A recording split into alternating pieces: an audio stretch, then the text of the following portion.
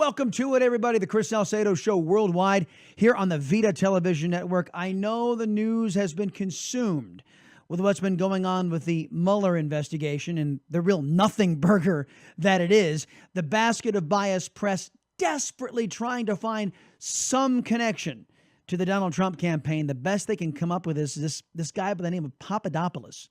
Isn't that the most fun name you've heard? Papadopoulos. He's a 30-something guy who had one meeting with the president. That was it. And they were sitting down at one table, and that was it. So, and as a matter of fact, they got him on lying. They got him on lying to special investigators, not basically colluding with the Russians. So this tells you there's just really nothing to all this, and I'll get into all of that.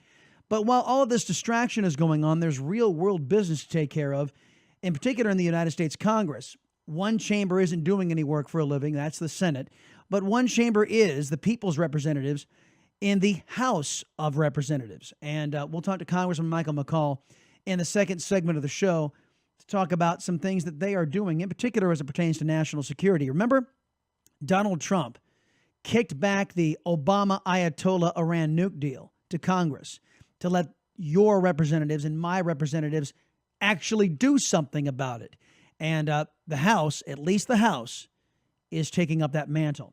But let's get you caught up on the very latest on what's happening in the scandal-ridden Washington, D.C. And when I mean scandal-ridden, not Trump. It's all on the Democrat side, folks. ChrisSalcedo.com, ChrisSalcedo.com. That's how you drop me an email. That's how you drop me a voicemail. At Chris Salcedo TX on Twitter. At ChrisSalcedo TX on Twitter if you want to get some instantaneous access to the program. Okay, this is James Rosen, and this is going to be one of three sound clips I wanted you guys to hear. This was the reaction to Mueller's indictment announcements. Basically, all the indictments centered around stuff that didn't happen during the campaign as it pertains to Manafort and his business associate. Papadopoulos was a guy who sat down for 3 minutes. and the only thing they got him is lying to investigators. Nothing that actually implicates Trump. But I want you guys to hear the narrative that is developing inside of the basket of biased press. And even among real journalists, James Rosen is a real journalist. Have a listen to his take on Bob Mueller. Developing more information on the Russia collusion angle that was supposed to be his main focus. Paul Manafort, for a time the president's campaign manager last year, and his associate Rick Gates surrendered to federal authorities this morning and are due to appear in court later today to enter pleas to a dozen charges filed by the special counsel's team. And they pled not guilty. And by the way, did you notice what James Rosen said first off? He said Mueller was supposed to be investigating Russia's influence into our elections. Him and him. You know what they got him on? Offenses from 2006 to 2015, before Donald Trump even had announced a presidential exploratory committee to seek the presidency. Now, I want to say something about this. Manafort was working for the Podesta Group. Podesta Group is a big Democrat group whose leader, by the way, Tony Podesta, stepped down this week. He stepped down because his group, his lobbying group, a Democrat group, have been working for a long time. Remember I told you guys, Democrats are thick as thieves when it comes to Russians, when it comes to communists. Well, these Democrats are no different. Paul Manafort worked for the Podesta Group when he was lobbying pro-Russian Ukraine interests. All right. And they never registered. Podesta Group and Manafort never registered as foreign representatives, foreign agents, if you will. And that's why some of the reason why they're in big trouble, not to mention all the money that was allegedly laundered. Now, they pled not guilty, and I have to stress, innocent until proven guilty. We're conservatives. The liberals have this mantra of guilty until proven innocent. Totally anti-American. But anyway, James Rosen continues. The charges Mr. Mueller has brought are all focused on the period 2006 to 2015, well before Paul Manafort became associated with the Trump campaign. Sources close to the case believe the Mueller team, which is known to employ some hardball operators as prosecutors, is using the specter of prison time for alleged financial crimes committed as long as 11 years ago to compel testimony from Manafort and Gates that could implicate the president or other individuals connected to the Trump campaign in alleged collusion with the Kremlin last year. Manafort and Gates funneled millions of dollars.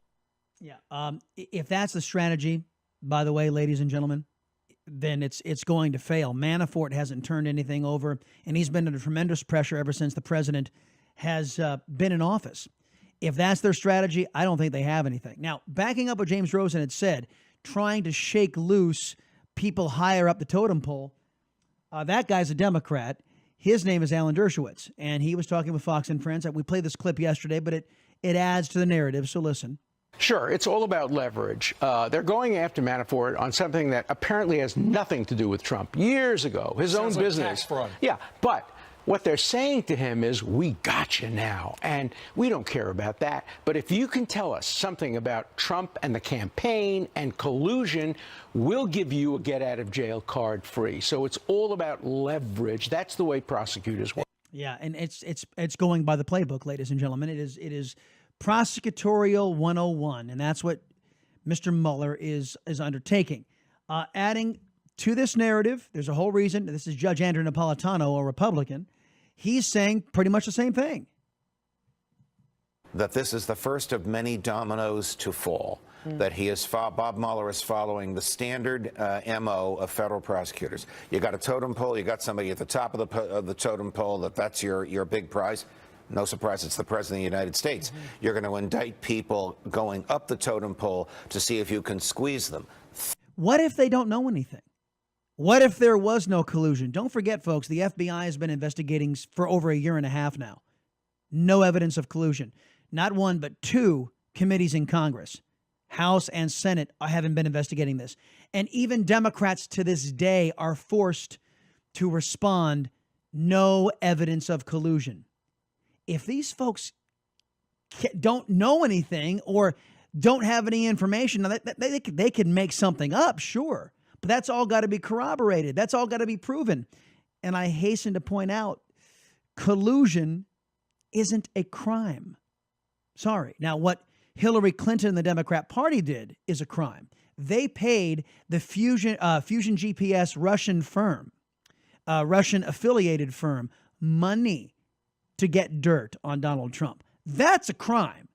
But Donald Trump didn't do that, at least as far as we know.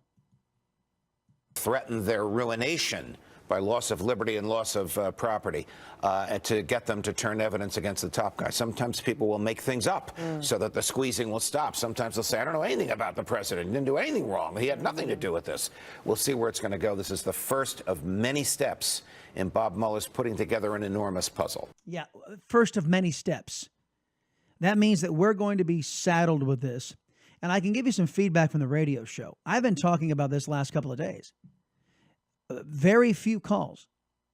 Individuals who know the fix is in, who know this is a witch hunt, and they want to know the information, but none of them are lawyers, and none of them are too interested in feeding this narrative that the President of the United States got to where he is courtesy of Russians.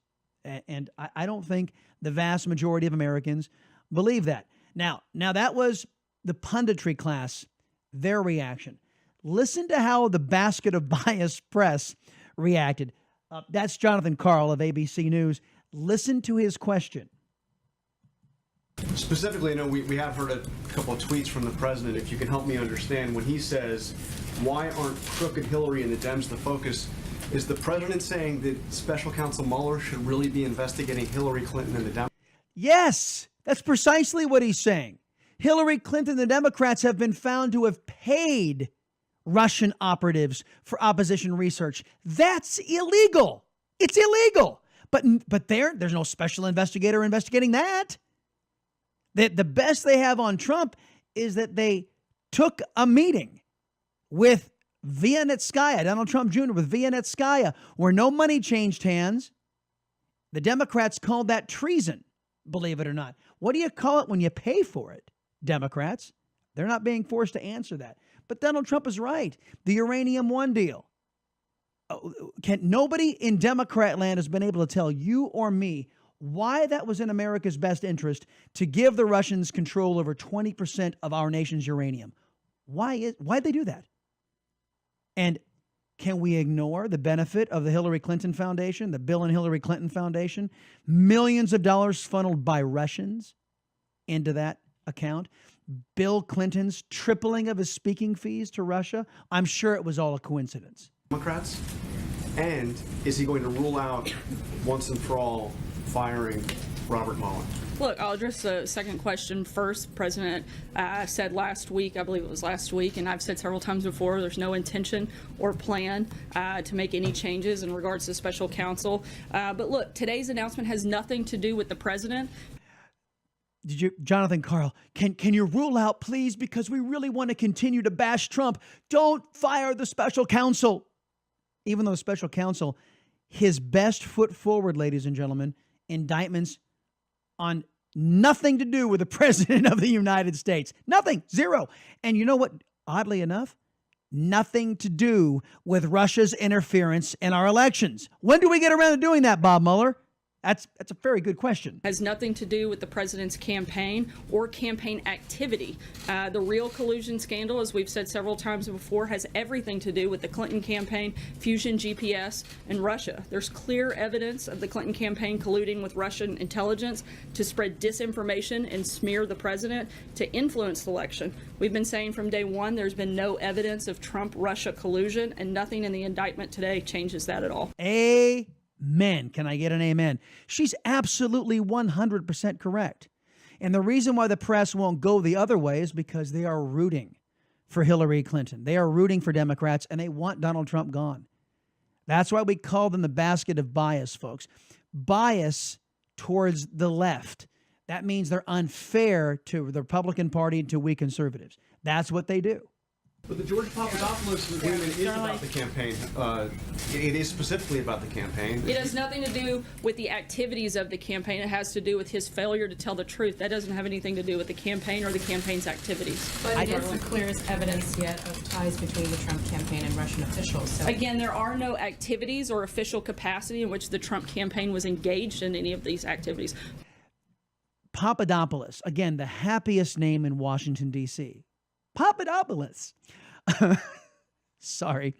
Papadopoulos was admitted to lying to investigators. He didn't admit to colluding with Russians. He admitted to lying to investigators.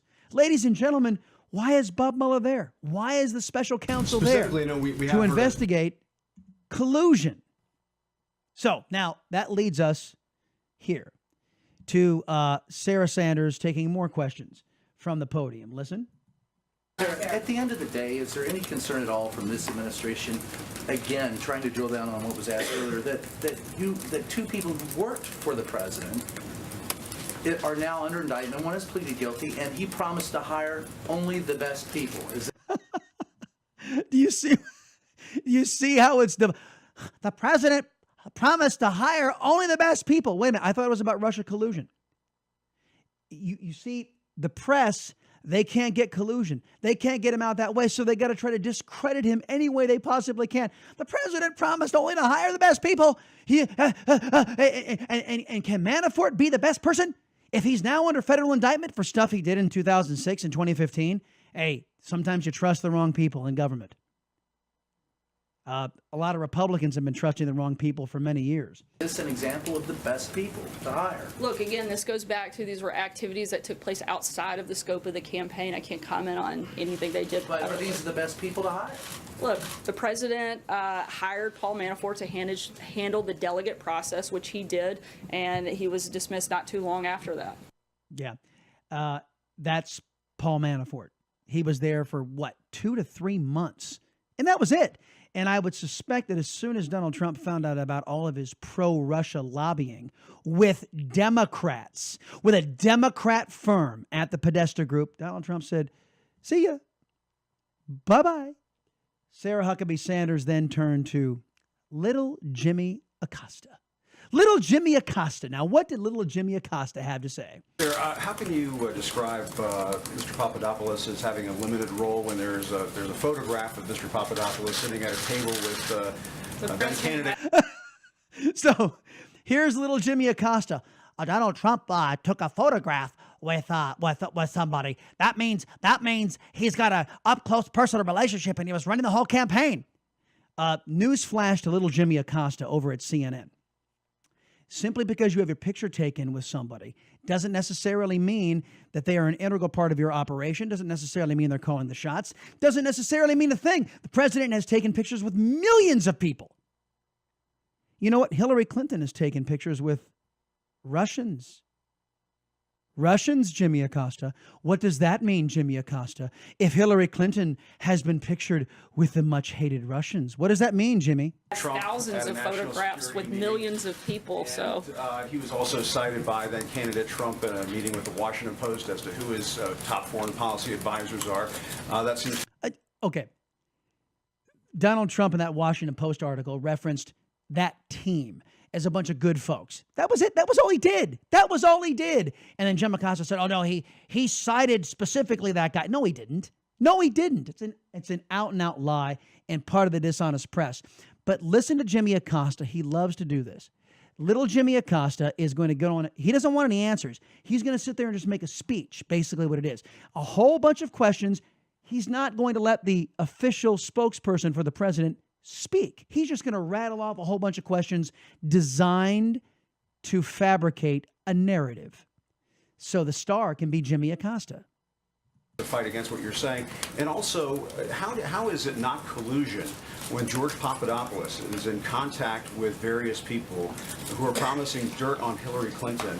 A series of events that closely mirrors what occurred with the president's own son. This individual. Okay. I hasten to point out about something we've already talked about, but little Jimmy Acosta must have forgotten that the Democrats and Hillary Clinton campaign paid. They paid for information. That's illegal.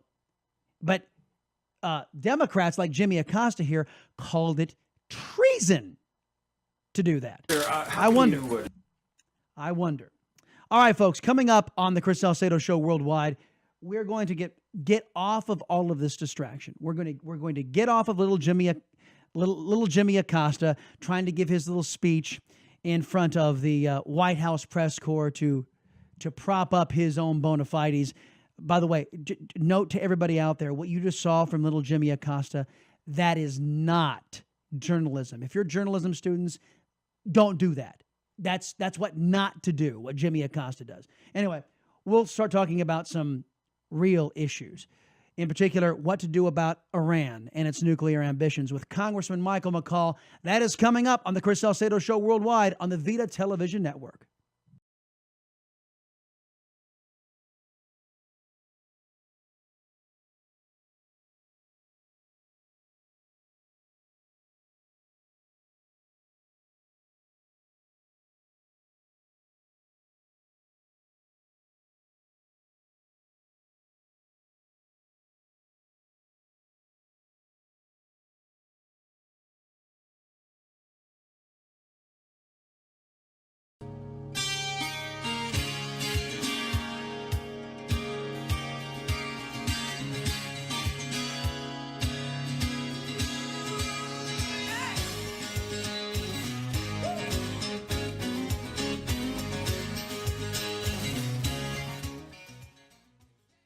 And welcome back, everybody. It's Chris Salcedo Show here on the Vida television network. Had an opportunity to speak with the chairman of the House Homeland Security Committee, Micahel McCaul.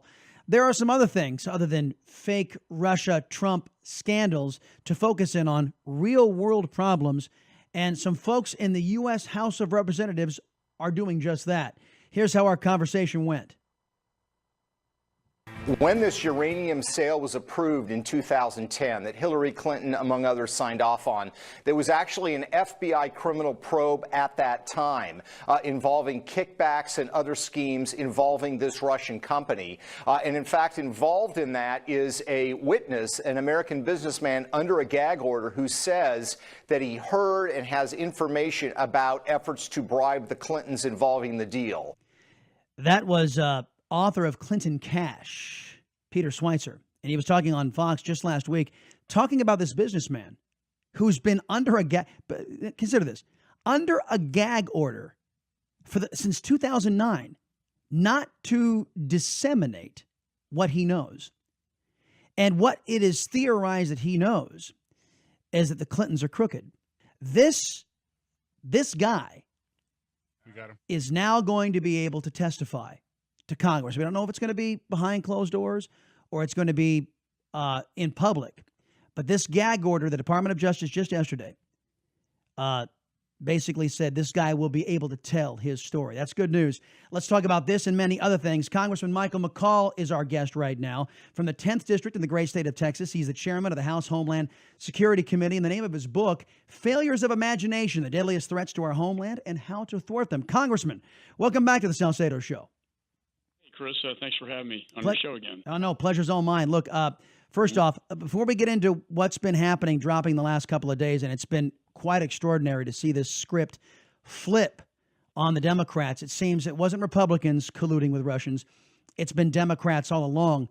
Let's talk about what you guys have been up to in the House of Representatives. As many people know, Donald Trump kicked back to Congress some responsibility for the Obama Ayatollah Iran nuke deal. And so at least we know the House understands what a work ethic is all about, and you guys have gotten to work. Tell us what you're doing.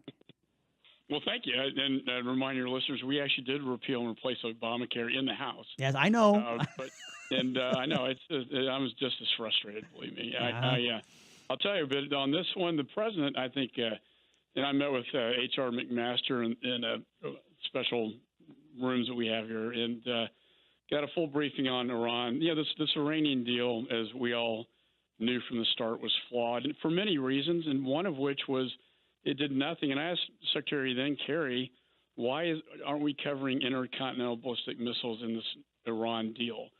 It was one of the biggest flaws of the deal.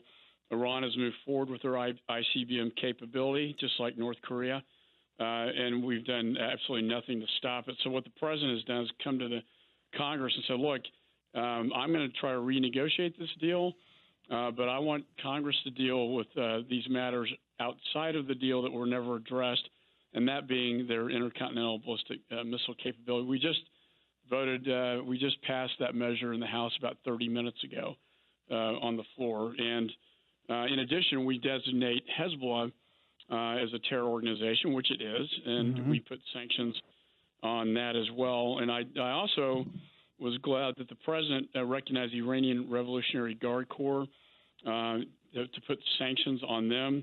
That's legislation that Ted Cruz and I worked on, and I got passed out of the House on multiple occasions to designate them as a foreign terror organization. When I was in, not to talk too long, but it's important, when I was in Israel, meeting with Prime Minister Netanyahu, he wasn't as concerned about ISIS and other threats as much as he was Iran and what he called the Shia crescent of Iran into Iraq, Syria, and Lebanon, where Hezbollah is right now, as I speak, manufacturing a rocket plant to fire rockets into the state of Israel. So this sends a strong message to Iran that even though the previous administration or Obama, wanted to reach its hands out and give him a big hug, that this it's a new day in Washington. Well, you touched on a lot of things there, so let me circle back around to to Qasem Soleimani, who's the head of the Iranian Guard there. During the Obama administration, there was a restriction on his travel, and Qasem Soleimani was out there and coordinating the death of American servicemen, and Barack Obama did nothing. The Iran Obama Ayatollah nuke deal, when we circle back around to ICBMs, the language of the deal was quite clear that America calls on Iran not to develop ICBM. It didn't forbid or prohibit. That was the language of the deal that John Kerry and Barack Obama made sure that the Iranians could develop intercontinental ballistic missiles. And indeed, 3 times in the latter days of the Obama administration, Iran tested ICBMs and of course, Barack Obama did absolutely nothing to punish them because they were fully within their rights to do that under the scope of the deal. Did I hit everything right? You're spot on. And listen, this deal is very similar to what the deal that was struck with North Korea. And look where we are today with North Korea. Yep. I mean, do we want to be in that same position with the Ayatollah? Being a nuclear power with ICBMs pointed at Israel and the United States. And they've said death to Israel. They put they call us a great Satan. They put it on their missiles. I mean, I'm still just always astounded by the naivete of the previous administration and Secretary Kerry, who I grilled on this very issue because it should have been a part of the deal and it wasn't. But I'm glad to say that Congress has taken action on this. We are. Well, hold on. Let me push back. I mean, the House is taking action, and that kind of leads me. That leads me to my next question. Do you think that Susan Collins and Lisa Murkowski and John McCain and Rob Portman and Shelley Moore Capito, do you think that they will stand up for a Barack Obama policy of accommodation to the Iranians the same way they stood up for Obamacare, or do you think they'll actually go along with what the House has done here? No, I can really, Chris, only hope that they do the right thing for the national security of the United States. I think, this is a totally different issue. It involves our security against the Iranian threat that, again, Prime Minister Netanyahu, one of the most impressive men I've ever met in my life, very strong on this issue. I think they will listen to his words. And, the Prime Minister came out applauding the president for his tough position now on Iran. And, of course, other liberals are attacking him, blowing up the deal. He's going to renegotiate to get a better deal. Sure. And then let Congress impose sanctions on things that were not in there. So and the Hezbollah piece, too. They are, when I was over there, again, these rockets are pointed right at Israel, and they have a huge manufacturing rocket plant there. They are a threat to the security of the United States and its allies. I got you. And for too long, we put all of our eggs in the Iranian basket. That's Obama's foreign policy to the detriment of the region. All right, last thing I want, Congressman Micahel McCaul, folks, the Homeland Security Committee is our guest right now. Very quickly, sir, the basis for the Mueller investigation, for the recusal of Jeff Sessions, has been this fake Trump dossier that's out there. At the very least, do you think that AG Sessions should take away that recusal in light of what we now know that this was a political document and not an intelligence document? Well, I think that, as I recall, and I know Jeff very well, I worked with him on the campaign. His basis was that he was involved in the campaign, and therefore he recused. I don't want to second guess him. I think he'll make that decision on his own. But to your point, I mean, isn't it ironic? All this talk about Trump and the Russians, and now we found that the Clinton campaign through the DNC paid more than $9 million to a law firm that retained these political consultants who commissioned this now infamous Trump dossier, which has been discredited. Yep. But I think now, Chris, now that we know who paid for it, I think it completely discredits. Yeah, I agree with you, Congressman. Congressman Micahel McCaul, everybody, 10th District in the great state of Texas, Chairman of the House Homeland Security Committee. As always, appreciate you carving out time for the Salcedo Show. No, always a pleasure. Thanks for having me. And that there is going to do it for the Chris Salcedo Show Worldwide for this evening. ChrisSalcedo.com. That's where you go to leave us a message. You can do it, well, the old-fashioned way, over the phone via voicemail there, or you can just type up an email and send it our way. At Chris Salcedo TX on Twitter if you want instantaneous feedback. Have a great night, folks. See you back here tomorrow for the Chris Salcedo Show Worldwide on the Vida Television Network.